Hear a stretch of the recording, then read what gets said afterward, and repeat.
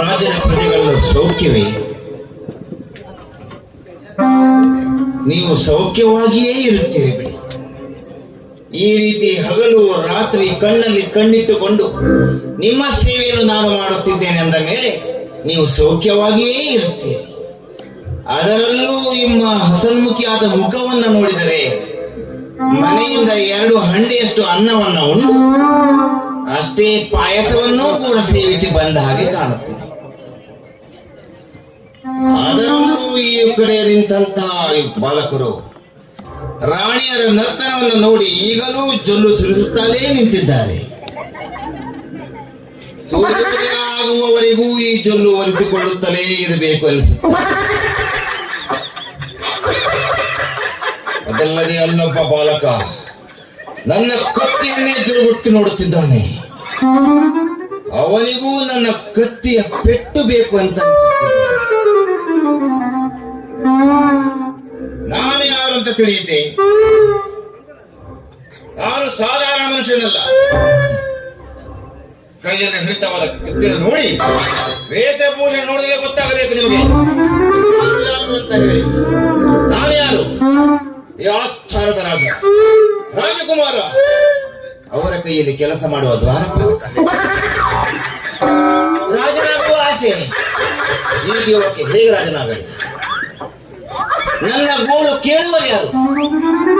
ಸ್ವರ್ಗದಲ್ಲಿ ರಂಬೆ, ಊರ್ವಶಿ, ಮೇನಕಿಯರ ಜೊತೆ ಸುಖವಾಗಿ ಆಟವಾಡುತ್ತಿರಬೇಕಾದ ಹೋಗಿ ಹೋಗಿ ನಮ್ಮ ಸರ್ಪಕಾಯ ಮಹಾರಾಜರ ಕೈಯಲ್ಲಿ ಸಿಕ್ಕಿ ವಿನಂತ ಒದ್ದಾಡುತ್ತಾರೆ.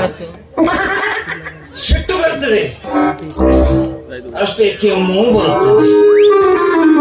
ಸತ್ತರೆ ನರಕಕ್ಕೆ ಹೋಗಿ ಯಾರಾದರೂ ಸೇವೆಯನ್ನು ಮಾಡುತ್ತಿದ್ದೆ. ಇವರ ಕೈಯಲ್ಲಿ ಕೆಲಸ ಮಾಡುವುದು ಮಾತ್ರ ಯಾವ ಮಗನಿಗೂ ರಾವಣ ಹೆಣ್ಣನ್ನು ನಂಬಿ ಕೆಟ್ಟ, ಮಣ್ಣಿನಿಂದ ಇವೆರಡರ ಮಧ್ಯದಲ್ಲೂ ಕೆಟ್ಟವನು ನಮ್ಮ ಸರ್ಪಕಾಯ ಮಹಾರಾಜ. ಅವರು ಸಾಧಾರಣ ಮನುಷ್ಯರಲ್ಲ. ಅವರದು ನಿಮ್ಮದಕ್ಕಿಂತ ದೊಡ್ಡದಿದೆ ಕತೆ, ಹೇಳಲಿಕ್ಕೆ ಸಾಧ್ಯವಿಲ್ಲ. ಅವರು ನನಗೊಂದು ಕೆಲಸ ಕೊಟ್ಟಿದ್ದಾರೆ. ಅದು ಏನಂತಂದರೆ ಅದು ನಿಮಗೆ ಹೇಳುವುದಲ್ಲ, ಗೌಪ್ಯ. ಅವರು ಹೇಳಿದ ಕೆಲಸ ಆದಷ್ಟು ಬೇಗ ಮುಗಿಸಿಕೊಂಡು ಬರಬೇಕು. ಇಲ್ಲವಾದರೆ ಅವರ ಗದೆ ನನ್ನ ಬೆನ್ನಿಗೆ ಏನೇ ಆಗಲಿ ಆದಷ್ಟು ಬೇಗ ಹೋಗಿ ಅವರ ಕೆಲಸವನ್ನು ಮುಗಿಸಿಕೊಂಡು ಬರುತ್ತೇನೆ. ನಿಲ್ಲು ನೋಡು, ಗದೆಯನ್ನು ಹಿಡಿದು ಯಾರನ್ನು ಕತ್ತರಿಸಲು ಹೊರಟಿರುವೆ? ಒಳ್ಳೆ ಕೆಲಸಕ್ಕೆ ಹೋಗುತ್ತಿದ್ದೆ, ತಾವೇ ಮತ್ತೆ ಕರಿಲಿಕ್ಕೊಟ್ಟ ಬಂದಂಗೆ ಬಂದೆಲ್ಲ. ಇನ್ನು ನನ್ನ ಕೆಲಸ ಹೋದ ಹಾಗೆ. ನಿನ್ನ ಮುಖವನ್ನು ನೋಡಿದರೆ ನನ್ನ ಕತ್ತಿನ ಕತ್ತರಿಸಿಕೊಳ್ಳಬೇಕು ಅನಿಸುತ್ತಿದೆ. ಏನು ನೋಡಿ ಪ್ರಜೆಗಳೇ, ಇವನನ್ನೇ ಕತ್ತರಿಸಿಕೊಳ್ಳುವವನೇ? ಏನೆಂತ ಕತ್ತರಿಸಿಕೊಳ್ಳಬೇಕು?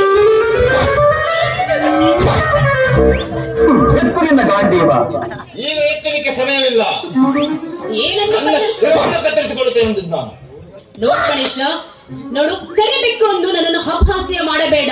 ಸರ್ಪಾಕ್ಷಿಪುರದ ಸರ್ಪಕಾಯ ರಾಜನ ಆಸ್ಥಾನದ ನರ್ತಕಿ ನಾನು. ನೀನು ನರ್ತಕಿಯೇ? ಇವಳು ನರ್ತಕಿ ಅಂತೆ. ನೀನು ನರ್ತಕಿಯಾಗಿ ಕಾಣುವುದಿಲ್ಲ, ದೊಡ್ಡ ಸುರ್ಪನಕಿ ತರ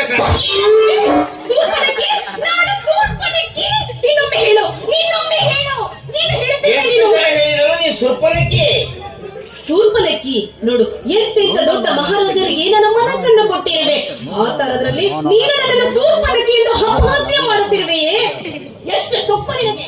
ಮತ್ತಿನ್ನೇನು, ನೀನು ನರ್ತಕಿ ಎನ್ನುವ ವಿಷಯ ನನಗೆ ಮೊದಲೇ ಗೊತ್ತು. ಅದರಲ್ಲೂ ರಾಜನ ನೀನು ನರ್ತನ ಮಾಡುವಾಗ ನಿನಗೆ ಭದ್ರತೆ ಕೊಡುವರು ಯಾರು? ನಾನು ಒಂದು ವೇಳೆ ನಿನಗೆ ಭದ್ರತೆ ಕೊಡದೆ ಹೋದರೆ ನಮ್ಮ ಸರ್ಪಕಾಯ ಮಹಾರಾಜನನ್ನು ಎತ್ತುಕೊಂಡು ಹೋಗಿ ಅವರ ಗದೆಯನ್ನು ಕಾಣಿಸುತ್ತಿದ್ದರು. ಯಾವ ಗದೆ ಕಾಣಿಸುತ್ತಿರುವರು? ಎಂತೆಂತ ಮಹಾರಾಜರ ದೊಡ್ಡ ದೊಡ್ಡ ಗದೆಯನ್ನೇ ನಾನು ನೋಡಬಲ್ಲೆ. ಆ ತರದ್ರಲ್ಲಿ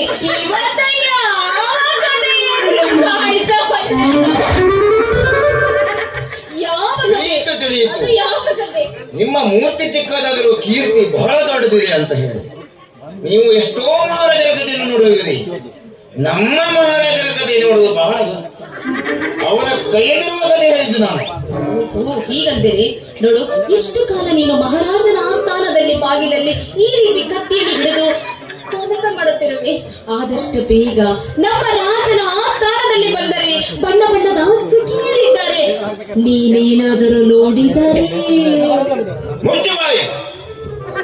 ಅವರಿಗೆ ನನಗೆ ಹೋಲಿಸಬೇಡ.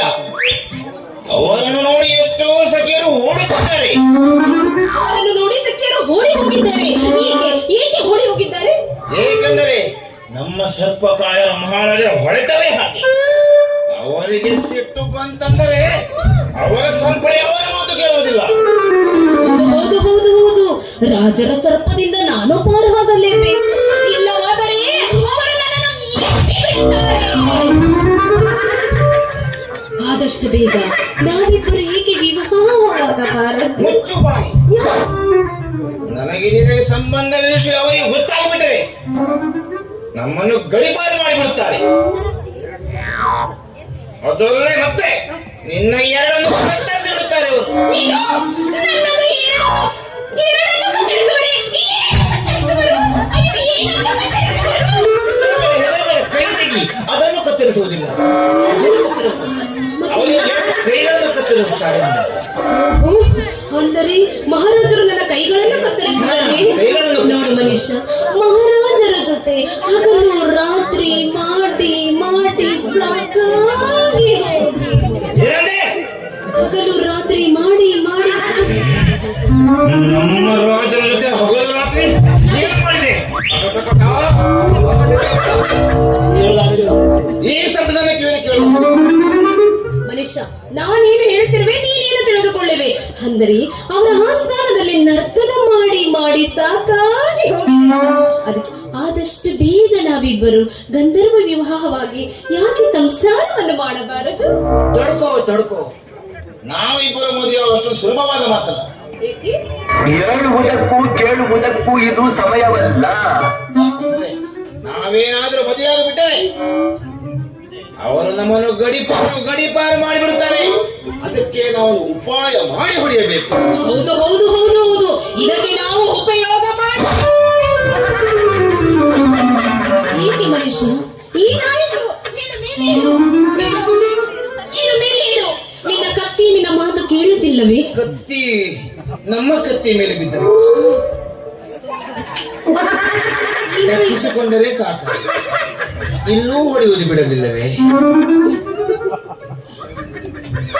ಮೆಚ್ಚಿದೆ ಈ ನಿನ್ನ ಬುದ್ಧಿವಂತ. ನೋಡು, ಸರ್ಪಾಕ್ಷಿಪುರಕ್ಕೆ ಆದಷ್ಟು ಬೇಗ ನೀನು ರಾಜನಾದರೆ ನಾನು ರಾಣಿ ಆಗಲೇಬೇಕು. ಈಗ ಶಕ್ತಿ ನಿನ್ನಲ್ಲಿಲ್ಲ. ಬರುತ್ತಾ ಇದೆ. ನಾನು ವಿವಾಹವಾಗುವುದು ಅಷ್ಟು ಸುಲಭವಲ್ಲ. ಏಕೆಂದರೆ ನಾವು ಈ ಊರಲ್ಲಿರುವ ರಾಣಿಯರ ರಕ್ಷಣೆ ಮಾಡಬೇಕು. ಯಾಕೆಂದರೆ ಅವರ ಹೊಡೆತಕ್ಕೆ ಹೆದರಿ ಜಿಲ್ಲಕ್ಕೆ ಓಡುತ್ತಿದ್ದಾರೆ. ಹೌದು ಹೌದು ಮನುಷ್ಯ, ಅಷ್ಟೇ ಅಲ್ಲ, ಸುಖದಿಂದ ವಂಚಿತರಾಗಿದ್ದಾರೆ ನಮ್ಮ ಪ್ರಜೆಗಳು. ಅವರಿಗೆ ನನ್ನಿಂದ ಆದಷ್ಟು ಬೇಗ ಸುಖವನ್ನು ನೀಡಲೇಬೇಕು. ನಿನ್ನಿಂದ ಸುಖವೇ ನಿಮ್ಮ ಶಿರಚ್ಛೇದ ಮಾಡುತ್ತೇನೆ. ನೀನು ಮುಚ್ಚಿಕೊಂಡಿದ್ದರೆ ಸಾಕು. ನನ್ನ ಸುಖ ಏನಿದ್ದರು ನನ್ನ ಕತ್ತಿಯ ಜೊತೆ ಮಾತು. ನಿನ್ನ ಕತ್ತಿಯೇ ಕೆಲಸಕ್ಕೆ ತುಕ್ಕು ಬಾರದಿರುವಂತ ಈ ಕತ್ತಿಯಲ್ಲಿ ನನ್ನ ಮುಂದೆ ನಿನ್ನ ಪೌರುಷ ತೋರಿಸಬೇಡ.